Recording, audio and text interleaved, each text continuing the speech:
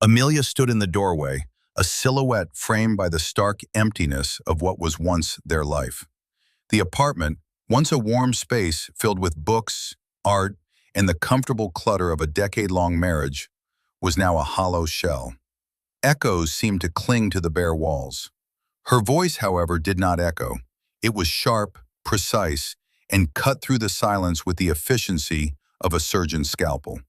The sofa, the dining set, the television, all from my inheritance. The art was from my father, the rugs from my bonus 2 years ago. She ticked each item off a mental list, her gaze sweeping across the vacant spaces as if to confirm their erasure. My lawyer has the full inventory. It is, by law, all mine. David stood in the center of the living room, a solitary island in a sea of beige carpet. He didn't speak. He simply watched her, his expression unreadable. He had spent the last week watching movers, directed by Amelia's curt gestures, dismantle their shared history piece by piece. He had packed his own things into 2 cardboard boxes that now sat by his feet. Clothes, a few worn paperbacks, his drafting tools, and a small leather-bound notebook. "I've left you the bed," she continued, a gesture she clearly intended as magnanimous, but which landed as the final, twisting insult. "And the kitchen table. The one your grandfather made. It's worthless, of course, but you always seem so sentimental about it." She glanced at the 2 boxes, a faint, condescending smile playing on her lips. "It doesn't look like you'll need much more."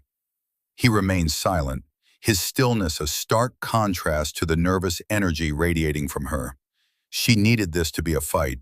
She needed him to yell, to plead, to give her the dramatic satisfaction of a final, explosive confrontation. His quiet dignity was denying her that, and it was infuriating. "Is that it, David? Nothing to say?" she prodded. "No begging? No telling me I'm making the biggest mistake of my life?" He finally met her eyes. His were clear, calm, and held a depth of sorrow that she mistook for defeat. "What would you like me to say, Amelia? You've made your decision. The words have all been said." Her frustration flared. "My decision? Don't you dare put this on me. I'm choosing to live. I'm choosing a future. You're the one who was content to stagnate, to dream your small dreams in your small office, designing porches for suburbanites while the world moves on."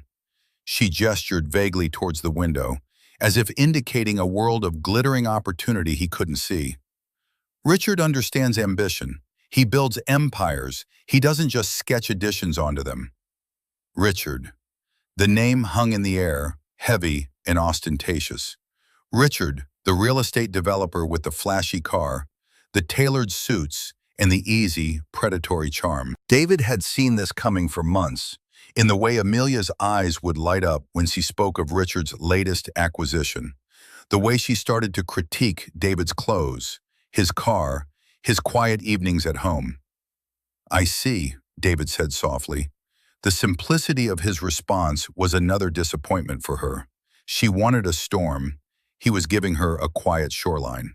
She needed to land one final blow, something to solidify her conviction that she was right, that he was the one being left behind. Her eyes scanned the room and landed on the small, worn lottery ticket pinned to the corkboard by the kitchen, the only splash of color left on the walls. She laughed, a sharp, brittle sound. "Oh, don't forget that," she said, pointing a perfectly manicured finger. "Your weekly ticket, the same numbers, every single Friday for 10 years, the inheritance from your father." She savored the irony. "My inheritance bought us this life. Your inheritance is a $1 piece of paper with a 1 in 300 million chance of paying out. It's pathetic, really, a tax on the hopeful and the desperate."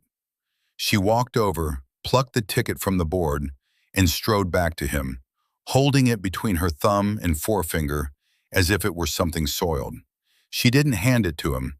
She dropped it on top of one of his boxes. "There," she said, her voice dripping with finality. "Don't say I never left you anything. That ticket, your grandfather's wobbly table, and your small dreams. It's all yours now." She turned, her heels clicking decisively on the hardwood floor of the hallway. The front door opened, then closed with a solid, definitive thud. The lock turning was the last sound he would ever hear her make in this home. David stood motionless for a long time.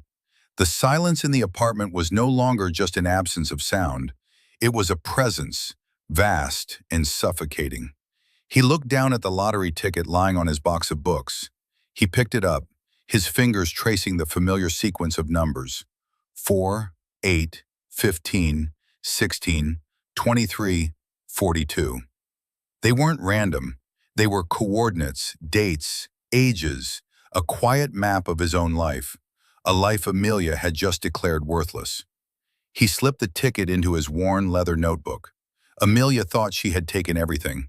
She thought she had left him with nothing but a pathetic sliver of hope. She didn't know that hope was the one thing she couldn't touch, and she had no idea what he had been building, silently and patiently, in the shadows of her ambition. Within 3 months, the entire world would know, and she would be forced to watch. Have you ever felt completely underestimated? That feeling of being looked at, but not truly seen. It's a quiet kind of pain, isn't it? Let me know in the comments where you're watching from. I'd love to hear from you. Because what happened next was more than just a reversal of fortune. It was a lesson in the difference between price and value. A lesson Amelia was about to learn in the most public and spectacular way imaginable. The dinner had been the beginning of the end, though he hadn't fully accepted it at the time. It was a month before Amelia left, at her parents' house. Her mother, Eleanor, a woman whose smile never quite reached her eyes, had insisted on celebrating Amelia's promotion. The guest of honor, however, was not Amelia, but Richard Thorne, who had been invited as, in Eleanor's words, a dear family friend. David sat at the polished mahogany table, a silent observer at his own execution. The air was thick with the scent of roasted lamb and condescension. Richard, seated opposite him, held court, his voice booming as he detailed a recent hostile takeover of a smaller firm. He spoke of assets and leverage, of crushing the competition, his language brutal and triumphant. Amelia's father, a man who had built his own modest fortune in manufacturing, listened with rapt attention. Eleanor watched Richard with an undisguised adoration that made David's stomach clench. "And David," Eleanor said, turning to him with that cool, appraising smile, "how are things at your firm? Still designing those charming little sunrooms?" The table fell quiet.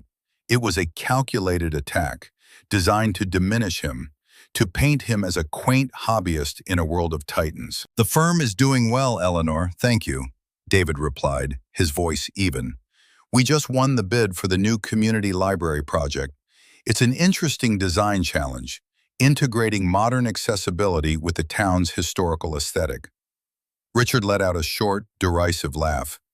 "A library, how noble." He swirled the red wine in his glass, a theatrical gesture of boredom. "I'm currently finalizing the plans for the Thorne Tower. 70 stories of prime commercial real estate. We're not just changing a block, we're changing a skyline. That's the game we're in, David. Impact, legacy." He leaned forward, his eyes gleaming. "You have to think big, or you get left behind. Isn't that right, Amelia?" Amelia, who had been silent, looked from Richard's predatory grin to David's calm face. It was a test, and David knew it. She could defend him, could speak of the pride he took in his work, of the beauty in creating spaces for people, not just for profit. She could have been his partner. Instead, she offered a tight, brittle smile. "Richard has always had an incredible vision," she said, her voice a betrayal. "It's inspiring." In that moment, David felt the first true crack in the foundation of their marriage. It wasn't an argument or a fight. It was a quiet, seismic shift. He was no longer her partner. He was an accessory she was becoming embarrassed by.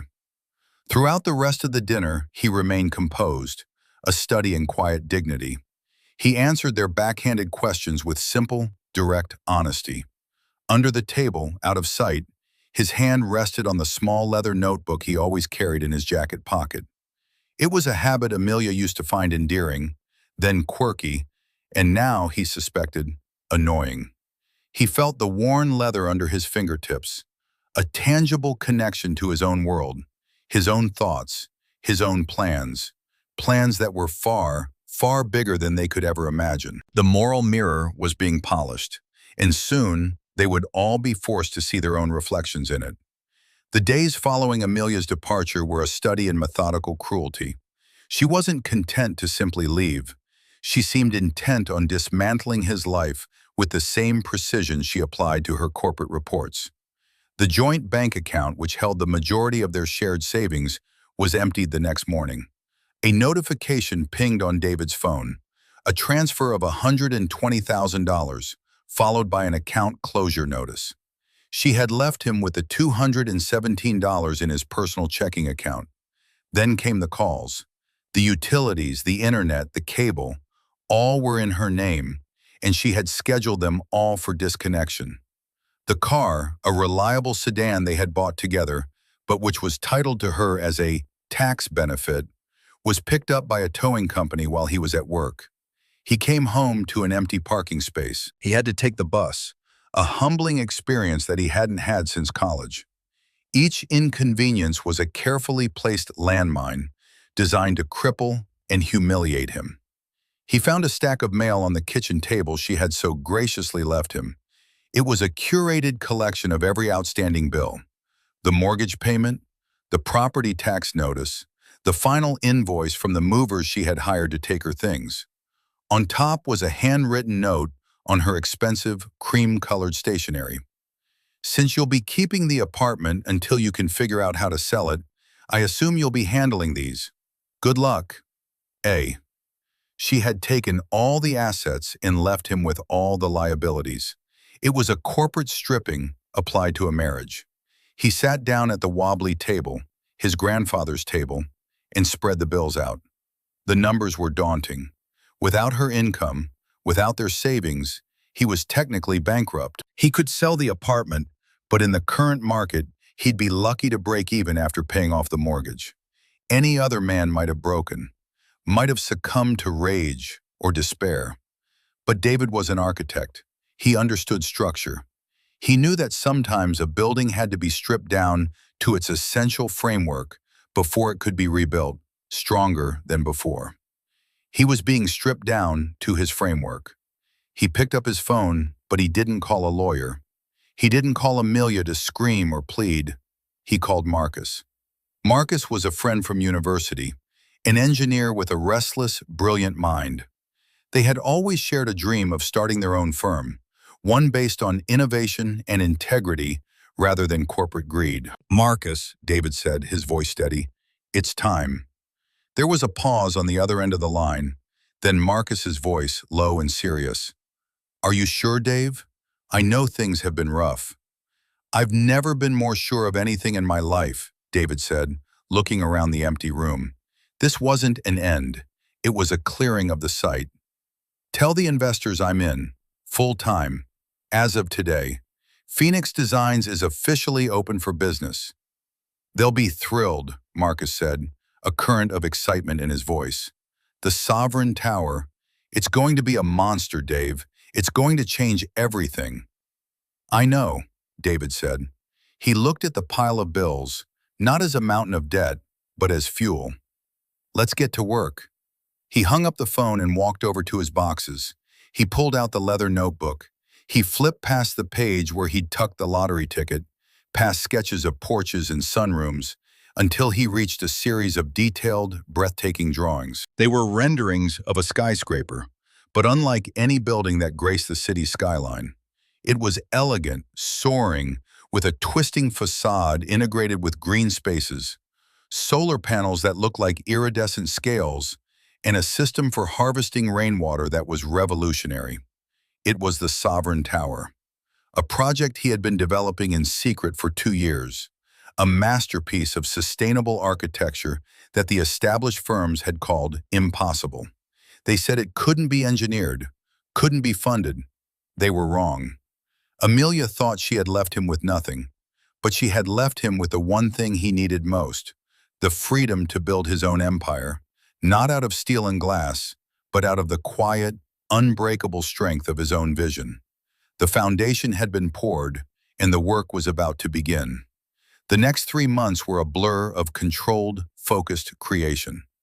David sold the apartment, taking a small loss just to be free of it. He moved into a small, Spartan studio apartment in a less fashionable part of the city. It was all he needed, a place to sleep, a shower, and a large table for his work. The wobbly kitchen table his grandfather had made was now his primary drafting surface.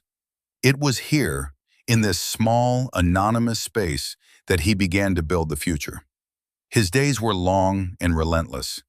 He and Marcus established the headquarters of Phoenix Designs in a modest co-working space, a far cry from the opulent offices of Richard Thorne's development company.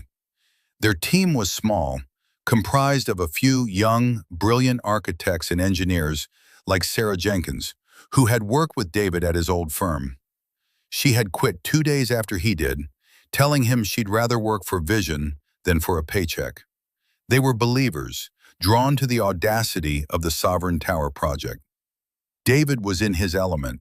The man Amelia had called stagnant was a dynamo of quiet intensity. He was on site at dawn, reviewing plans with construction foremen. He was in meetings with investors. His calm, articulate explanations of complex engineering principles, winning over even the most skeptical financiers. He was at his drafting table late into the night, refining every detail from the aerodynamic profile of the tower to the custom-designed fixtures for the lobby.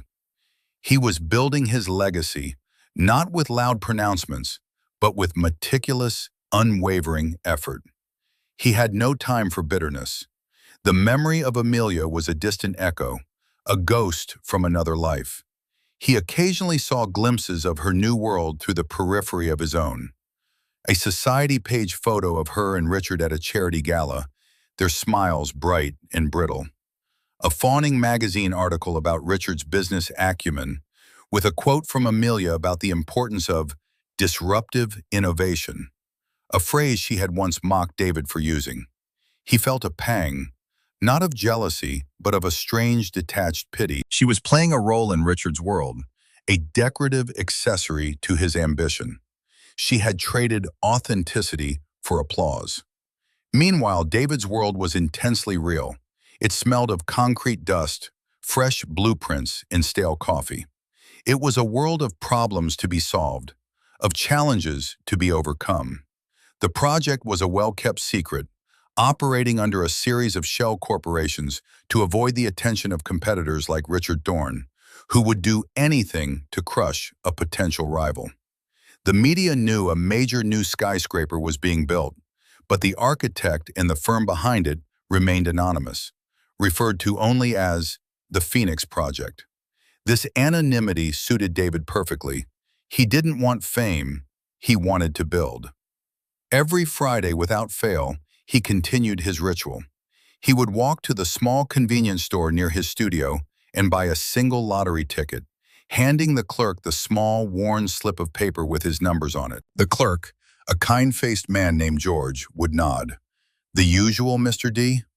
"The usual, George." It was a quiet rebellion, a refusal to let Amelia's mockery taint this one small, consistent part of his life. It was a connection to his father, who had played the same numbers. It was a reminder that in a life that was now about massive, complex structures, there was still room for a simple, one-in-a-million chance. He would take the ticket, tuck it into the pages of his leather notebook, alongside schematics worth hundreds of millions, and get back to work. The juxtaposition was a secret he kept for himself. The worthless ticket and the priceless plans, living side by side. He was building his own luck, but he still made time for the random grace of the universe. He didn't know that soon those two worlds were destined to collide in the most public way imaginable. The night it all changed was a Tuesday. The lottery jackpot had rolled over for weeks, climbing to an astronomical sum, $450 million. The city was buzzing with lottery fever, but David was oblivious. For him, it was just another Tuesday, another late night at the new Phoenix Designs office. They had recently moved from the co-working space into a full floor of a downtown building, a sign of their growing success. The space was still raw, with exposed ductwork and concrete floors, but it had a commanding view of the city. From his desk, David could see the skeleton of the Sovereign Tower rising into the night sky, a web of steel and light that was already beginning to reshape the skyline. He was alone in the office, reviewing the HVAC plans. The television on the wall was on, tuned to a 24-hour news channel, the volume low. It was background noise, a hum of activity to break the intense silence. He was completely absorbed in his work, his focus absolute. Miles away, in a sprawling penthouse apartment overlooking the park, Amelia and Richard were hosting a party. It was the kind of event Amelia had always dreamed of, a room filled with the city's elite, bankers, art dealers, society columnists. She wore a shimmering silver dress, a glass of champagne permanently attached to her hand. She moved through the crowd with a practiced grace, laughing at the right jokes, making the right introductions. She was playing the part of the perfect hostess, the perfect partner to a man of influence. Richard was in his element, holding court by the floor-to-ceiling windows, his voice a confident boom. He was condescending, charming, and utterly in control. To the outside world, they were a power couple, the embodiment of modern success. But beneath the surface, cracks were beginning to show. Richard was possessive and critical, often correcting her in front of their guests with a tight smile that was more of a warning than an affection. The life she had chosen, the life of ambition, was proving to be an exhausting performance. As the evening wore on, someone at the party suggested they watch the lottery drawing. With a jackpot this big, someone's life is about to change forever, a guest chirped. Richard scoffed loudly. Please, the lottery is a fantasy for the desperate. People like us, he said, gesturing around the opulent room. We make our own luck. We don't wait for it to fall from the sky. The group laughed in agreement, but Amelia felt a strange, unwelcome flicker of memory. She saw David standing in their old kitchen, carefully pinning his weekly ticket to the corkboard. His quiet, persistent hope. She pushed the thought away, annoyed at its intrusion. She was here, in this palace of success. David and his pathetic ticket were part of a life she had surgically removed. The lottery host appeared on the giant screen television. The crowd at the party quieted, a hush of vicarious excitement falling over the room. They all held tickets, bought by assistants or on a whim, but for them, it was a game, a momentary diversion. The host began to call the numbers. The iconic plastic balls tumbled in the clear drum. And the first number is 4.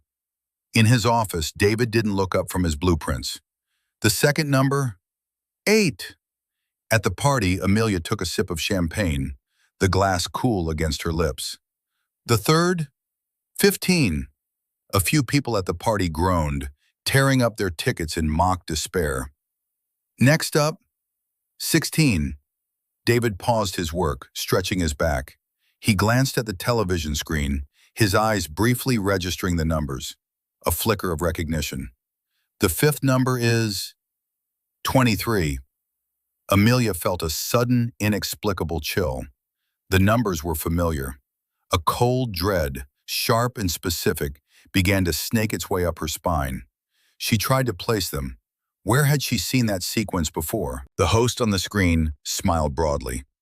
And now, for the $450 million grand prize, the final number is 42. The numbers blazed across the screen. 4, 8, 15, 16, 23, 42. In his quiet office, David stared at the television. He slowly put down his pen. He reached into his briefcase and pulled out his leather notebook. He opened it to the page where his ticket was tucked. He looked from the ticket to the screen and back again.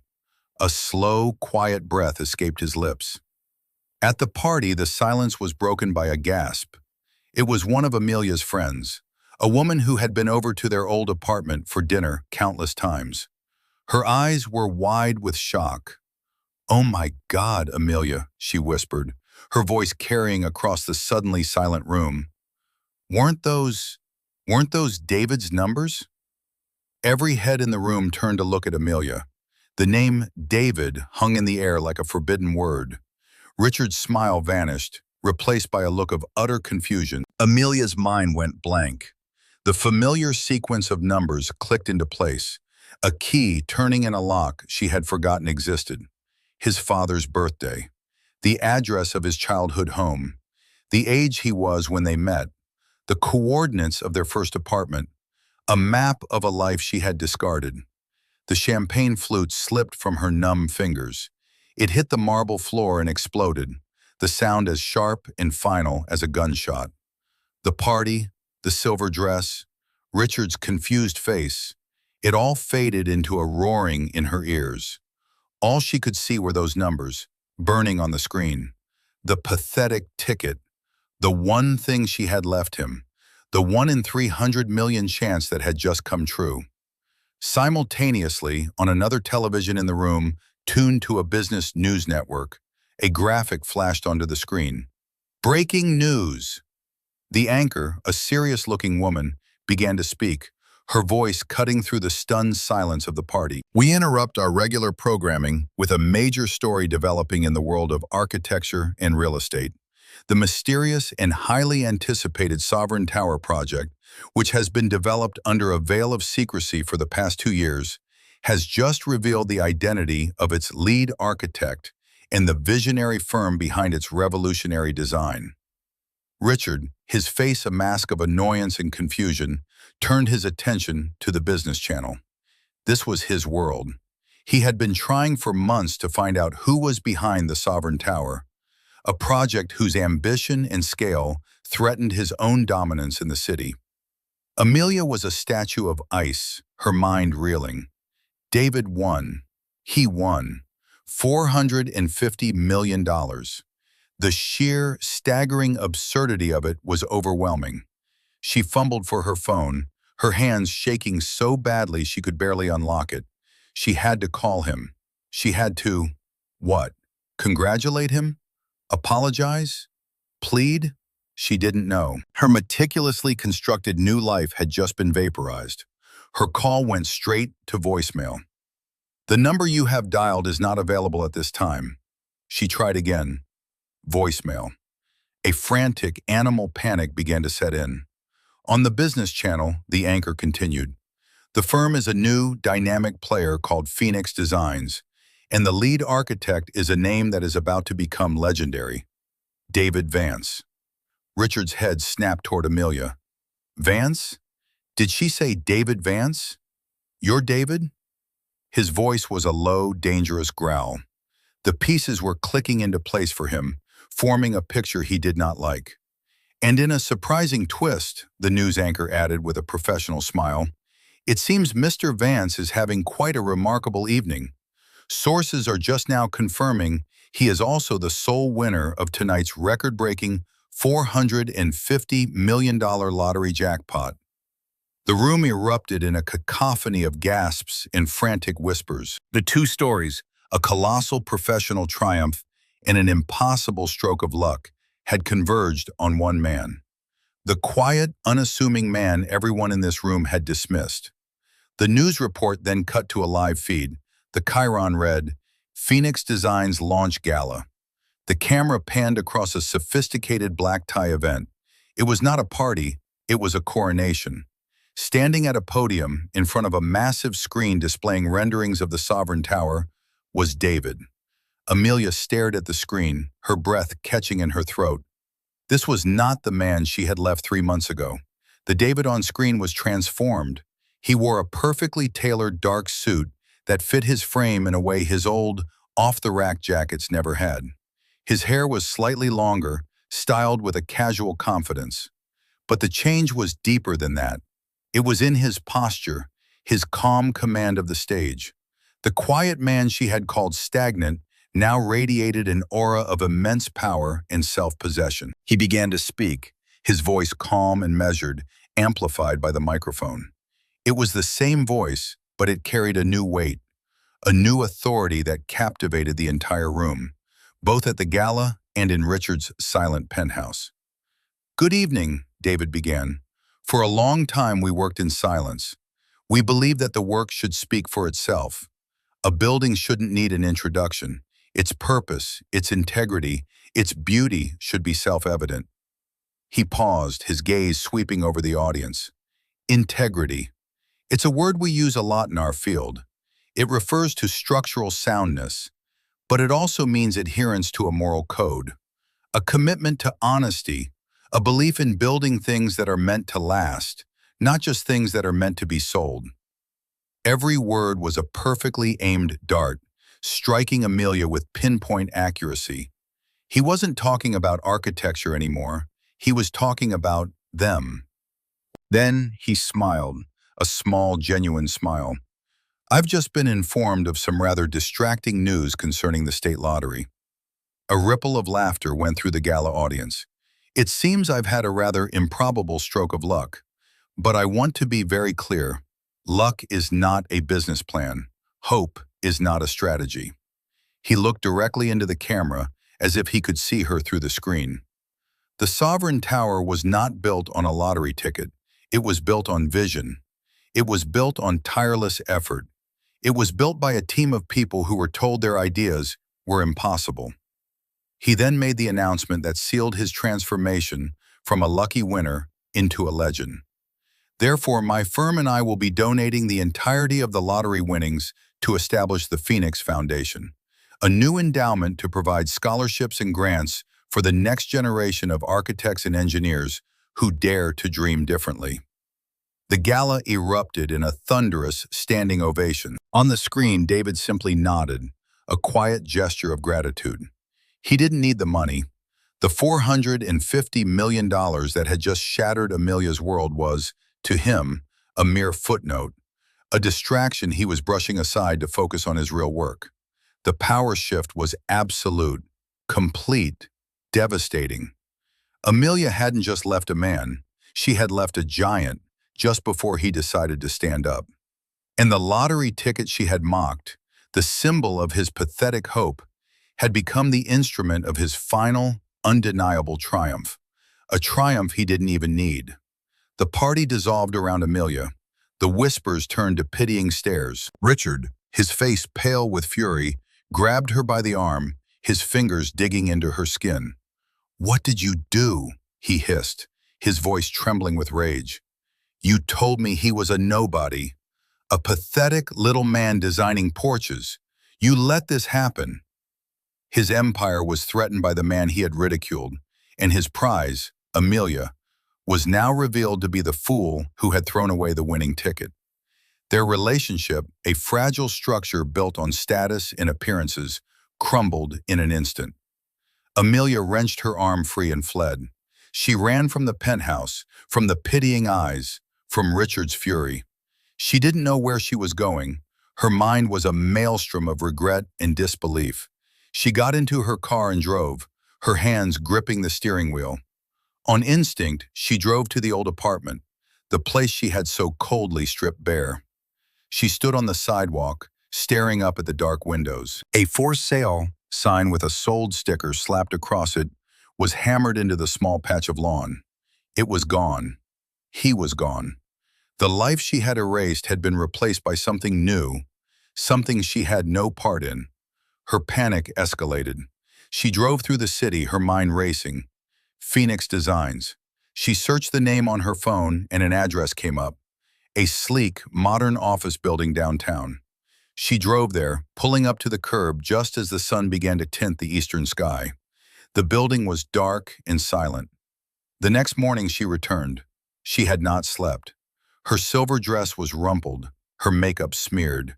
She looked like a ghost of the glamorous woman she had been just hours before. She walked into the lobby of Phoenix Designs, a space of minimalist elegance, polished concrete, glass, in a single, stunning architectural model of the Sovereign Tower encased in the center of the room. She marched to the reception desk, her voice high and strained. "I'm here to see David Vance. Tell him Amelia is here." She used her first name, assuming it would be enough. The receptionist, a young, impeccably professional woman, looked up from her computer.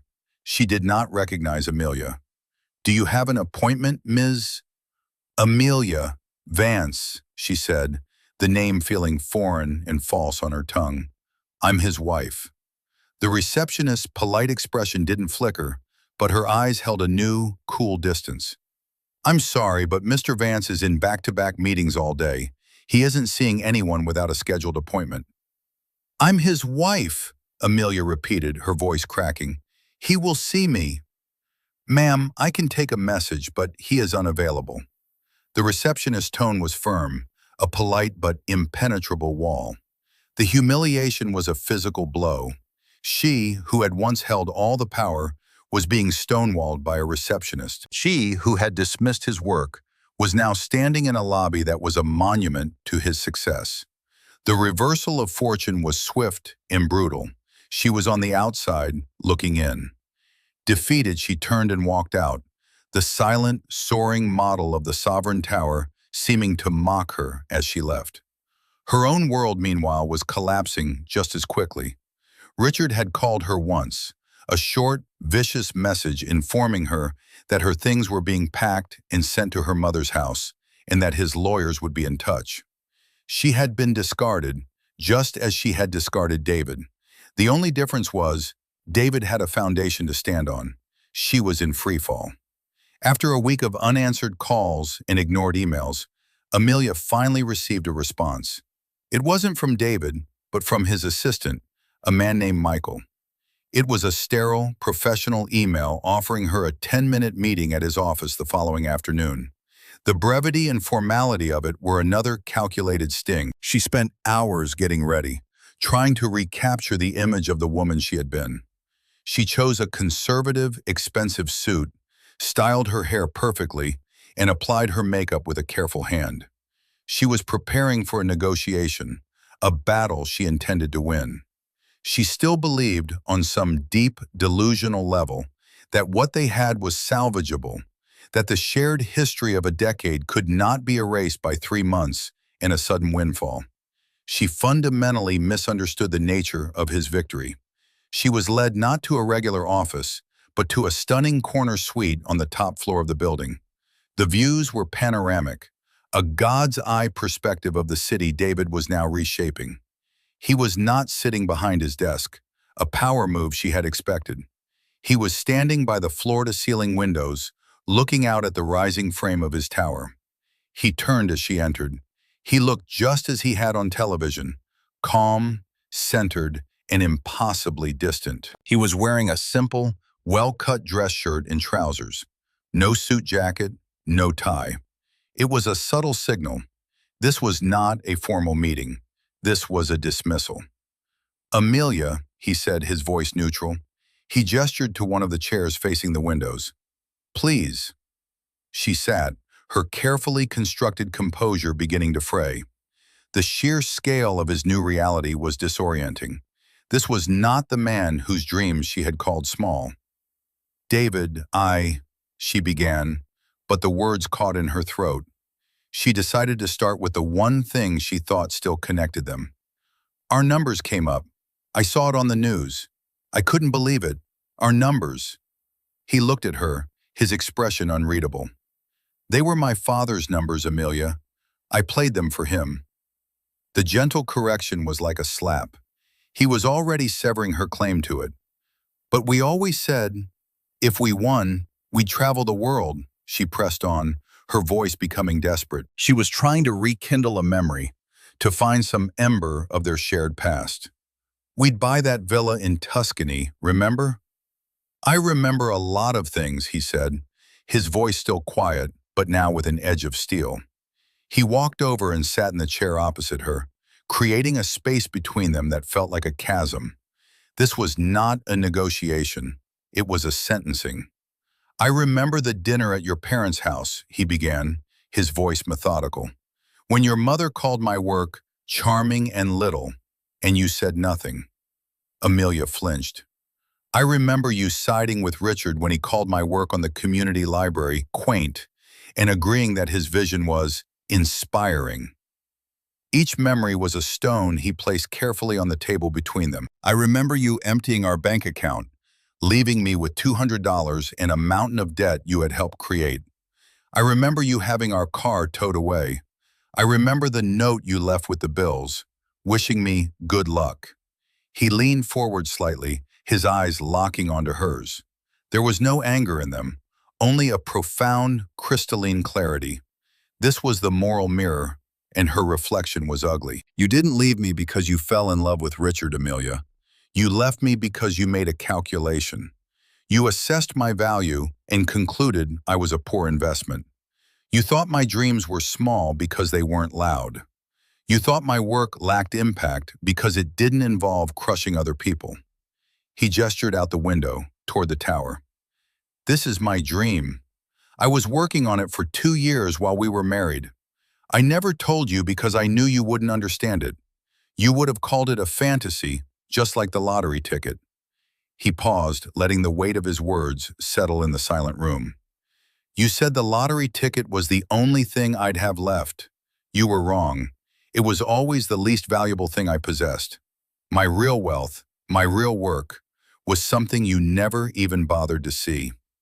Tears were now streaming down Amelia's face. They were tears of self-pity, of loss, of the dawning, horrifying realization of the magnitude of her mistake. David, I'm so sorry, she sobbed. I was a fool. I was blind. Please, let me fix this. We can fix this. He shook his head slowly, a gesture of deep, irrevocable finality. There is nothing to fix. You didn't break me, Amelia. You liberated me. You stripped away a life that was holding me back, and you forced me to build a new one on a stronger foundation. He stood up, the meeting clearly over. My lawyer sent the divorce papers to your mother's house this morning. I suggest you sign them. I am not asking for anything. I am simply closing the door. She looked up at him, her face a mess of ruined makeup and desperate hope. But what am I supposed to do? For the first time, a flicker of something, not pity, but a deep, aching sorrow for the woman he had once loved, crossed his face. You'll do what I did, Amelia. You'll start over. The difference is, you'll have to do it without a blueprint. The months that followed were a harsh education for Amelia. The world that had once celebrated her now shunned her.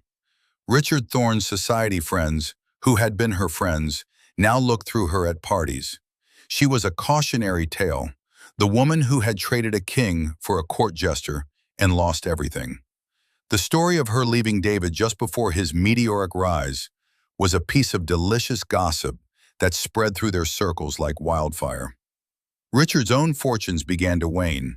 The Sovereign Tower, with its innovative design and focus on sustainability, made his own luxury condo projects look dated and unimaginative. Investors, drawn to the buzz and integrity of Phoenix designs, began to pull funding from Thorne Development. His empire, built on aggressive tactics and flashy marketing, began to show its own structural weaknesses. He became bitter and isolated, his arrogance curdling into resentment. Amelia was forced to sell her expensive clothes and jewelry to pay for a lawyer. Her mother, Eleanor, was horrified by the public shame. Her attempts to reason with David met with a polite but impenetrable wall of his assistants and lawyers. There was no reasoning with him because he held no anger. He had simply moved on, and they were no longer relevant to his world. With her funds dwindling, Amelia had to do something she hadn't done since her early 20s. She had to look for a job. Her resume was impressive, but her reputation now preceded her. She was seen as an opportunist, a woman whose loyalty was tied to a man's net worth. After dozens of rejections, she finally found a position as a junior event planner at a catering company, a humbling descent from her executive role. Her new life was a mirror image of the one she had scorned. She lived in a small apartment, took the bus to work, and spent her evenings alone. She organized parties for people who lived the life she had thrown away, handing out champagne and canapes with a forced smile. She was forced to see, up close, the hollowness of the world she had so desperately wanted to join. It was a world of surfaces, of transactional relationships, and she had traded a life of substance for it. David, meanwhile, flourished in a way that had nothing to do with money. Phoenix Designs became the most sought-after architectural firm in the country. He was praised not just for his genius, but for his character. The Phoenix Foundation transformed the lives of hundreds of students. He remained grounded, preferring a quiet evening with friends like Marcus and Sarah to the glitzy galas he was now constantly invited to. He found joy not in the victory over Amelia, but in the vindication of his own principles. He had proven that one could be successful without being ruthless, that one could build things of lasting value without sacrificing one's soul. His quiet dignity, the very quality Amelia had mistaken for weakness, was now recognized as his greatest strength. He had not sought revenge. He had simply continued to be himself, and the universe had realigned around his integrity. He was happy, a deep, authentic happiness that came from purpose and self-respect, a happiness that no amount of money could buy and no betrayal could take away. A year passed. The Sovereign Tower was nearing completion, a gleaming, elegant testament to David's vision that had already won numerous international awards. A large charity gala was being held in its nearly finished grand lobby, a space of breathtaking scale and light. David was the guest of honor, though he looked slightly uncomfortable with the attention. He was standing with Marcus, laughing at a shared memory, when he saw her. Across the vast, crowded room, a woman in a simple black uniform was directing catering staff, a clipboard in her hand. It was Amelia. She looked different. The hard, polished edge was gone. She was thinner, and there were faint lines of exhaustion around her eyes. But there was something else in her expression, something new, a quiet humility. She was no longer performing, she was simply working. As if she felt his gaze, she looked up, and their eyes met across the crowded floor. For a long moment, the noise of the gala faded away. There was no anger in his eyes, no triumph. There was only a quiet acknowledgement, a shared history that was now nothing more than a scar. He saw the woman he had once loved, the woman who had hurt him so deeply, and he felt nothing. The wound had healed. She saw him, the man she had thrown away, now standing at the pinnacle of the world, a world he had built himself. And in her eyes he saw the full, crushing weight of her regret.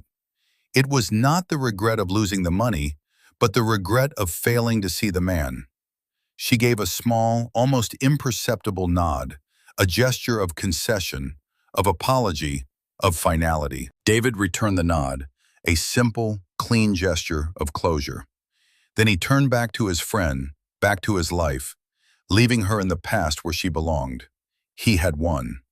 But his victory was not in her defeat, it was in his own quiet, unshakable sense of self. He had learned that true wealth is not measured in bank accounts or skyscrapers, but in the integrity of one's own character. It is the foundation upon which a life of real value is built. Appearances fade, fortunes shift, but what you build with your own hands and your own heart is what truly lasts.